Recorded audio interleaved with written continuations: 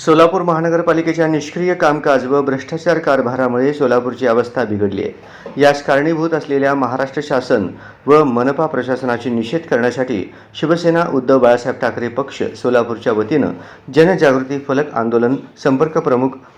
माननीय अनिल कोकिळ यांच्या मार्गदर्शनाखाली आयोजित केलेलं असून हे आंदोलन जिल्हा परिषद पूनमगेट येथे